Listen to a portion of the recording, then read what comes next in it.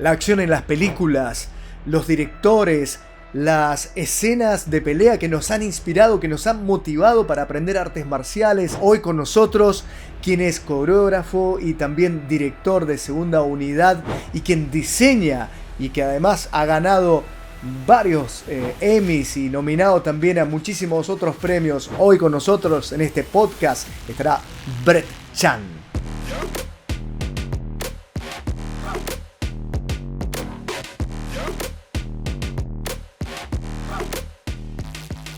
Okay, when I was watching the movies, I always concerned about the styles of fighting. And recently, when I got the opportunity to watch this that was right by Bruce Lee, and his daughter discovered these papers, start this project that called Warrior. In Argentina, we can see at Netflix like Guerrero de Chinatown, for example. And then I started watching to see what is about it. And I really got impressed just with the starting of the first fights, with the style. And then I continue watching. I said, there's something different. What is it here?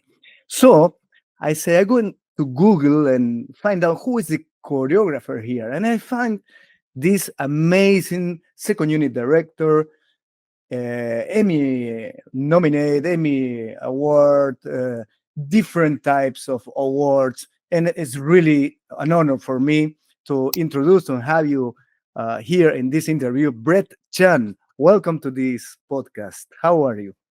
I'm good. Thank you for the invite. Very nice to be here. Thank you, Alberto. I'm glad you enjoyed the show. Yes, definitely. And I want more. Definitely, I want more. Oh, we did. I totally want more. Shannon and Justin Lin are pushing hard for it. And there was talk about, it's very political. It was Cinemax first, and then Cinemax went away. HBO bought it, and then HBO Max bought it, and then they were, merged with Warner Brothers. So Warner Brothers, and they made one more season, and then afterwards, they were shutting it down because right now they're in, I guess, financial trouble. But they did not want it. They sold the rights to Netflix to air 3 seasons, but not make any more. They didn't sell them the rights to make more. But it was only allowed to be aired in certain territories, like it wasn't aired in Canada, it wasn't aired in England, it wasn't aired in Spain, all these different places, because Cinemax still owns the rights to the territories of airing them. I see. So they couldn't. That's why. So it was really, even with the limited amount of countries that Netflix had, it was still top 10 for 71 days. And come on. And if it had all the territories of all the countries, we would be making a season 4 right now. Brett, what was the difference that I noticed there? What can you tell about that? If I start watching this, there's something that is not usual. What was the difference exactly? What make you win an award for this? Number one, Jonathan Tropper and Shannon, they gave us the trust, essentially, and they said, this is what's written, but what can you do with it? So they allowed me to actually work with the script a little bit more. I also directed all the actors and the drama within the fights itself, and then eventually I directed an episode in season 3. And then Shannon and Jonathan Tropper and all the directors, under the guidance of Jonathan Tropper, Brad Kane and Shannon there, and Justin Lin. They're just like, okay, so take it away. So they let me have the full handle of it, me and my team. I mean, with trust. Of course, they always oversaw everything, but they let me take control. And I think a lot of the times, directors come on board to shows, and what they know how to do is shoot drama. They, shoot, slow images. They know how to do coverage, but they don't necessarily know how to shoot action, and which is fine. But it takes the right director to realize, hey, you know what? This is my team. My team's here to make me look good, so I'm going to trust them. A lot of times, a lot of directors get into the idea that no, it has to be me, it has to be me, it has to be me, and even though they don't know how to shoot it, but they'll do what they think is, and it doesn't come out. A lot of times. But I mean, this show, the actors were all fantastic. Sure. Like Well, they there's were, another thing, no? I mean, the acting during the fighting. and they were fighting. Like we were training them to fight. They would Andrew Koji would come in like, well, like maybe 4 to 6 hours every day. And Mhm. even when he was filming, he would still come in before or afterwards. And Joe, and and Dean, and like Olivia and Hoon, like even if the actors were not doing any action, they were in their training. They just all want to be like really good. And from them to the production, South African production is like they're fantastic. The crews are fantastic. The directors, the producers, uh, the writers. I mean, Mhm. this production was a unicorn. It was, it's Yes, one of those yes, you just don't come across those very often. yes. Um, you got there, and I believe a source of many styles of fight, because for one side, obviously, you need to represent China with the martial arts, but also you have their Irish, for example, fighting with Mhm. boxing types, maybe the styles, right? Yeah. Yeah. I mean, so each of the tongs came from different styles of martial arts. But with every character, I like to personalize. So, like, it's say Jason Hmm. Tobin, he fought with knives, so he wasn't really martial art esque, but there's still an art to using knives properly, And Right. he's just more like stab, stab, stab. He was more the crazy one, right? Chen had and a Yeah. variation of the whip chain. We don't want to make it obvious he's carrying a whip chain. But it had to be something on him decoratively that he could use. Bolo was just bigger and just strong. So, Mhm. I catered each person's personality to the martial arts that they're going to be doing. Like, like, we're doing a lot of hungar for Bolo, right? And we'd be doing something different for Joe and Andrew was an amalgamation of all of them, Yes. which was trying to embrace Bruce Lee's Yes. Yes. ideology of hybridization. Yeah. Really amazing the way he did it. Yes. Yes. I mean, Andrew's Really fantastic. I mean, they're all fantastic. really good. So the Yeah, idea is like, it's a great actor, by the way, because I watch him in different movies, and he can act. This. oh yeah, it's crazy because when I'm directing and I have Andrew there and okay, Andrew, this is what I need. And he's like, okay, great. He'll give me what I want, and he'll Hmm. say, can I get another couple goes at it? Because I want to do something. Yeah, sure, man. We shoot that. Chances are in the edit, that always ends up in the edit.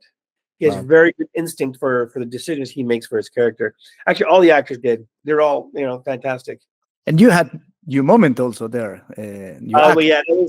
yeah, that was that was like we were really pinched for time and pinched for money and like that. So they had me play that one character in there. I don't think I Yeah, did very much. I was shooting. I was shooting that day as I was it's good. coordinating. I was choreographing at the office, and then I came at nighttime, and then I had to act, and then I Yes, got killed. So it was I didn't really get into my character so much, but Well, you enjoy that for sure. yeah, yeah, yeah, definitely. Explain to us, to the people in this side of the world, um, and introducing a little bit, this to the industry, maybe the way you do.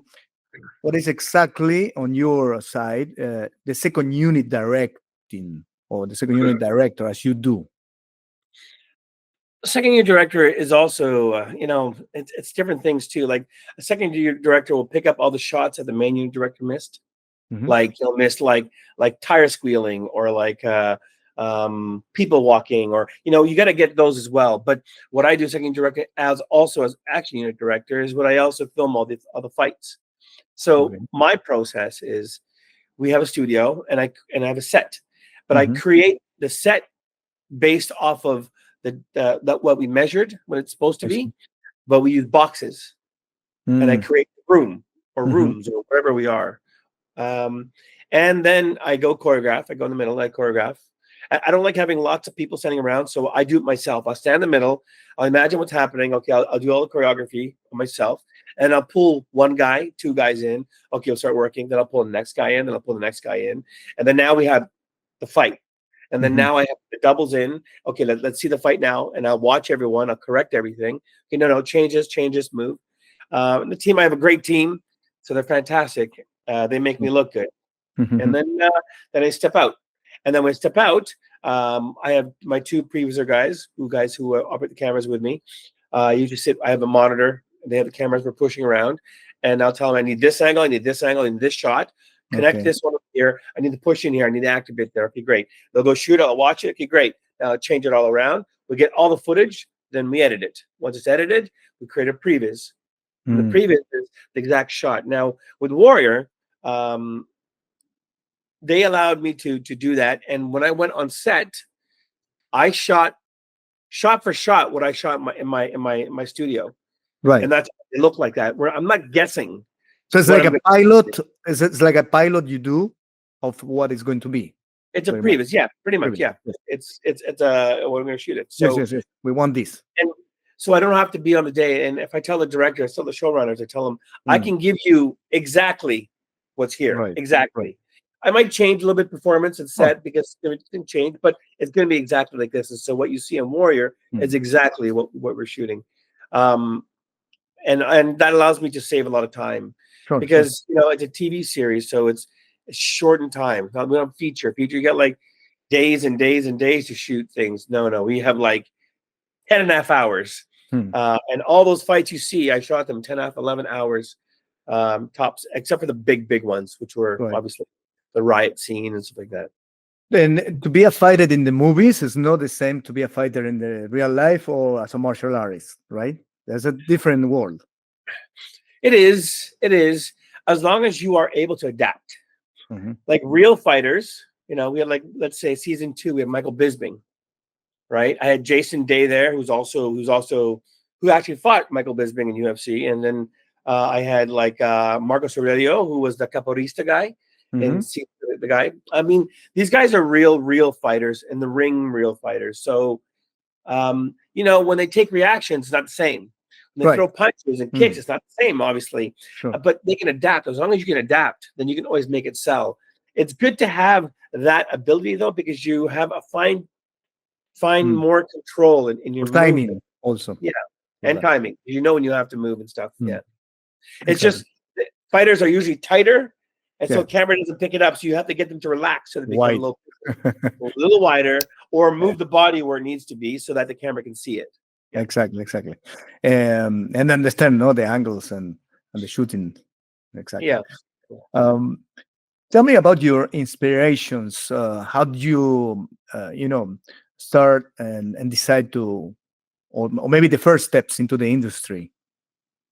Oh man, I mean I had no idea I was going to be in the film industry.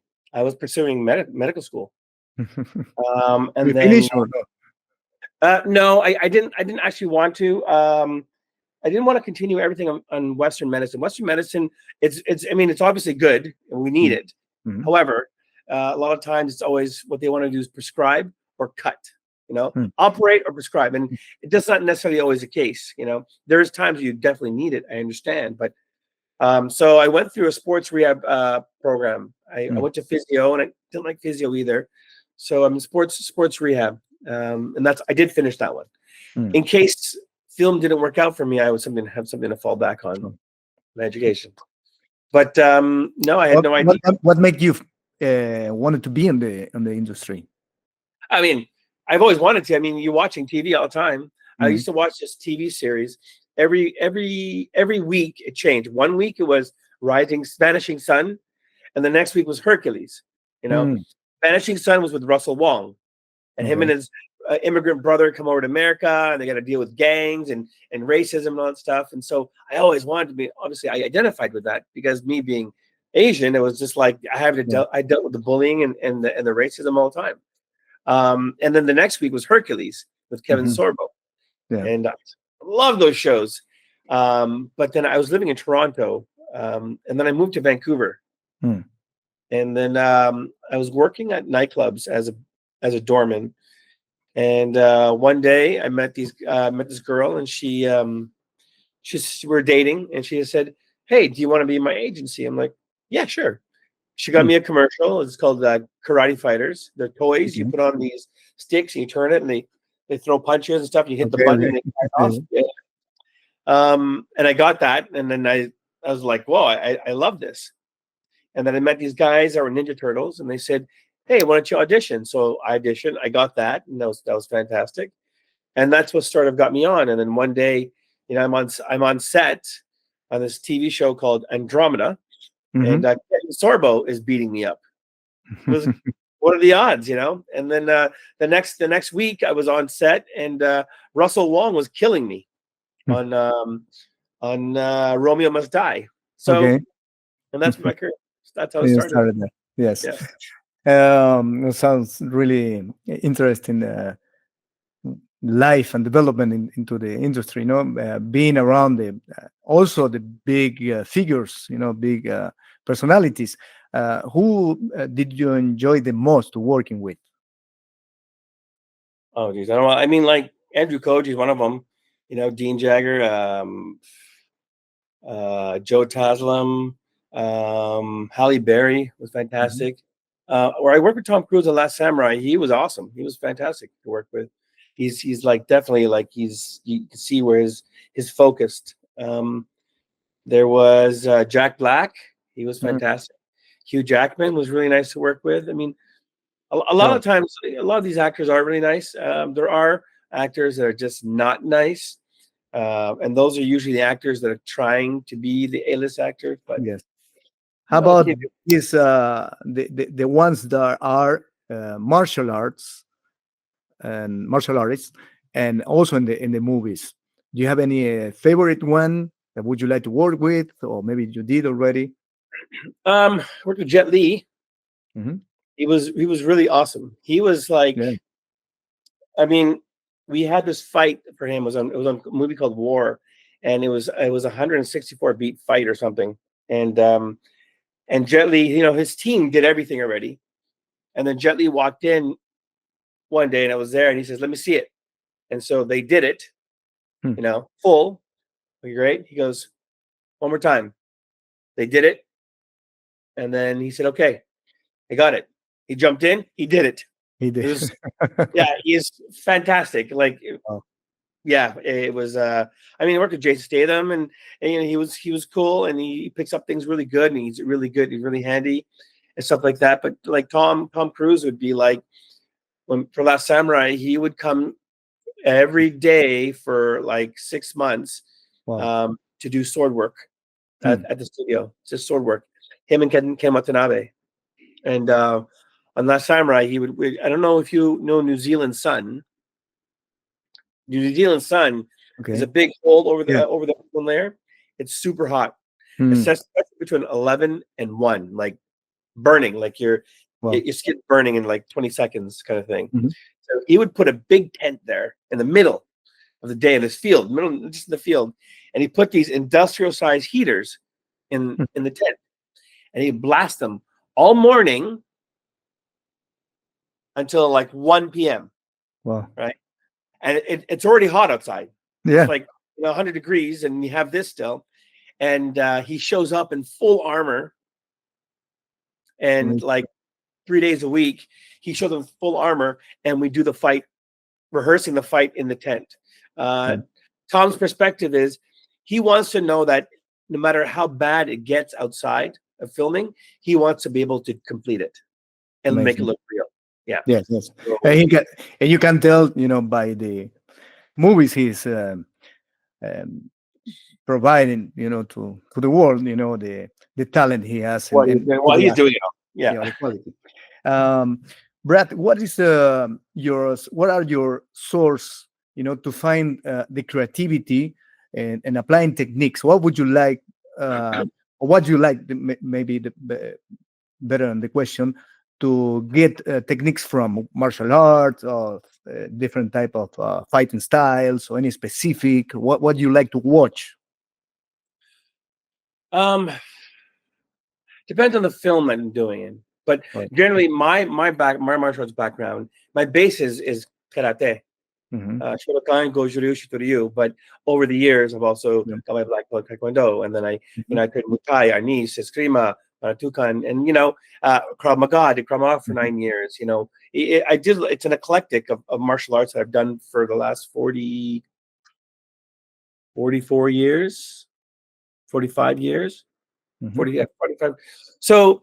That's where I draw my inspiration from. But the last person I've been training with is Sammy X, which is Peter Vekoff out of Vienna, and Hmm. his style. And I really enjoy the realistic styles of things, because he teaches all the prison guards and the special forces out of Vienna, but the prison guards, which is very fundamentally real stuff.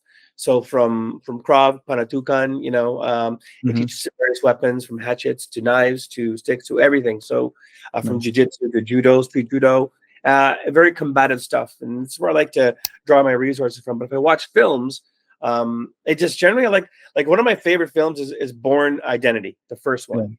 Yes. Um, the stunt coordinator for that film was Nick Powell. Okay. Nick Powell was a swords master for Gladiator and Braveheart, stunt Yes. coordinator for Last Samurai, Twisted and Isolde. And the one thing he was my mentor on a lot of things. And the one Mm. thing that's ingrained in my head is that if you're going to be using a weapon, always make sure you're using it right. Like, Okay. Okay. I watched some movie, I forgot what movie it was, but they're like vampires are old or whatever, but he's using a rapier, but Mm. he's using it like a broadsword. And that drives me Right. crazy. And this person is supposed to be using this for centuries, and Yes. how you're using it like a broadsword, it just doesn't make sense. So he's really instilled in that. But I do like to dabble like when you get into stuff like FMA and geez, it's an Indonesian martial art. Well, I can't I'm drawing a blank right now. Hmm. Um, that I like because it's very uh, non. It's nothing you would expect. Right. Mm. Do you know what I mean? Yes. Yes. Um, Yes. Something it's different or it's a little bit different. surprising to the. It gives a little bit, and plus, it's really pleasing to the Yeah. eye, and the things actually are very fundamental. They work if you Right. have the proper timing. These things. Exactly. Well, They I work. believe, and tell me if I'm wrong. Maybe with this movie that you mentioned with Matt Damon, uh, the Born Identity, right? Well, Um, then, it changed or start changing the way we see fights in the movies. I think yeah. it marks, the difference because after that we start seeing maybe the James Bond with Daniel Craig, Oh, more realistic things. I believe. Before that, maybe we have the 80s, the 90s, more like a boxing style, probably the fight. So yeah, just very like Jean-Claude Van Damme, which is like right. big moves and big Mhm. poses and stuff like that. Which I mean, they're a little bit different, but the Yeah, Hong Kong cinema has been doing this for a long time. yeah, North America just adapted it, and then it's only because most North Americans and everywhere else in the world, they don't really watch Hong Kong cinema. right. The Chinese, they look at the big American Hollywood. So and then American Hollywood start taking it in, and they can do it halfway. They don't really do it like the Hong Kong guys do. But the Hollywood now they're doing it, but now they're starting to be a little more savvy. Hmm. Because I think audiences now are getting younger that are watching it, especially with their involvement in like MMA. They're watching the technique, Yeah. they know the jiu-jitsu, they know all the This is moves. Yeah, so they're getting smarter with this. So you have to adapt and change. that. And I enjoy very much when there's some special thing using elements, for example, or some creativity with that. Besides the punch or the kick, which is always had to be there, but when this scene shows, oh, look how he used that, Yeah, and that creates, more attractive scene, I guess. it builds in the fight. And when I choreograph things, I always choreograph to the character, not to just have a fight scene. Because Mhm. otherwise, if you're watching a fight from Cobra Kai and then you're watching a fight from, let's say, Rocky and a fight from Pulp Fiction, it's a fight. It's Right. a fight to fight. But you build in the character, and it changes the fight. It gives it depth. And And how you do that? When you talk about the character, and you talk to the actor, okay, and you give him reason, you give him what? What yeah, other you give the ideas? reason where he is in that moment in the story. What's his mindset like? Mhm. What's his personality like? And at the same time, who's he fighting? Is he fighting like you and me are friends? I'm fighting you. We're just having an argument. We're going to fight. My Right. movements would be completely different. I'm not going to do power moves to try and kill you because Sure. we're just having a fight. It's like boys fight, but if you had, like, you had robbed my house, or you hurt my wife, whatever it is, then my movements would completely change, Mm. and that should change. That should show and how I move my body, Right. because now I want to really hurt you. I don't Hmm. want to just fight you because we're friends and we're having an argument. No, I'm going to break your legs. Right. Right. Your arms are broken, and you're not going to get up again, and you won't Hmm. walk. That's mentality, and that changes when an actor sees that and portrays that. It changes everything in how they move. Sure. I Sure. mean, Yeah. that's Well, in my opinion. you have to act. Yeah, Yeah, acting. What the scenes need for that, especially. yeah, And it is really good that you point that out, because um, most of the people that want to be a stunt or be in the movies with fight scenes have to understand that that it's necessary to build yourself as an actor as well. You know. yeah. It is. You definitely have to, because I can throw a punch. Yeah, it's a punch. But if I throw a punch like this, that looks different already right there. And it's Yeah. because I'm acting in it. Or And punch being scared, or punch really angry. So it's different. but even like if I'm filming something right now and I just do this, Mhm. okay, it's a punch. Do you believe it, or do I do Right. this? Exactly. Now you believe it, and Exactly. that's just physically acting. It's not just so performers. If you want to teach anyone in Argentina and they want to come up, they should understand that, and they should take some acting body language. Exactly. Brett, what is coming for you? What's next? What are you in right now? Well, right now, Or where we can expect to see your stuff? yes. Well, I mean, I have two scripts that are being looked at right now for me to direct. Hmm. One is called 16, and hopefully we get our actors that we want, and I'm going to be directing that. It's a story about a vengeful spirit. That's basically a man that was killed, and basically there's this one thing that helps him get into the spirit for to exact revenge, and he joins this little boy's body who's 16 years old, Hmm. and has come to see his old partner. His old partner goes, "What's going on?" And he doesn't believe him, but then he realizes it's him, and he has to help him try and settle the score. However, understanding that once he does, his spirit leaves the boy's body, so he can't. If whatever he does is going to affect the boy. Right. So if he goes in the boy's body, if he goes kills all these people, he's a murderer. When his spirit leaves, he goes to jail, kind of thing. So Okay. we have to try and take care of that without having to destroy this kid's body. That's one. This is Um, coming up, or you going to produce this? I'm going to be directing it. Okay, it will be soon to I hope start. so. Crossing fingers. Yeah. Okay, that's good. And then that's one. And I'm supposed to be jumping on to Gangs of London. Hmm. It's a TV series out of thing. And there's also another movie in Saudi Arabia with the Prince of Saudi Arabia had created this movie called The Sword of God. It's like the Kingdom of Heaven, the movie Hmm. Kingdom of Heaven with Orlando Bloom. It's Okay, like that, but it's telling the story in the terms of the Arabic side. I see. That's one. And then another movie with Justin Lin. That's going to be hopefully happening soon. Oh, we have many stuff to be aware of. Yeah, Friday. Yeah. So for me, it was really a pleasure to talk to you, and want to thank you for the opportunity, for be patient and finally, get on this interview. We know the time difference, you traveling and stuff, so it's getting hard sometimes. But I really appreciate the opportunity, and I would love to have you here in Argentina. Perhaps organizing a training, for all the guys who want to become a stunt or be in stunt already and want to perform and improve themselves, with your experience will be really amazing. So I hope that happen soon. Great. Yeah, me too. I'll give you a call. So if I come to, Or you will. I'll give you a shout. And then you get to see Argentina and have some Yeah, good that'd be great. meat and wine, maybe. Yeah, excellent. Sounds good. All right, Thank you. Brett. Thank you very much. Okay, appreciate it. Brett Chan with us here en este podcast. Gracias. Hasta luego.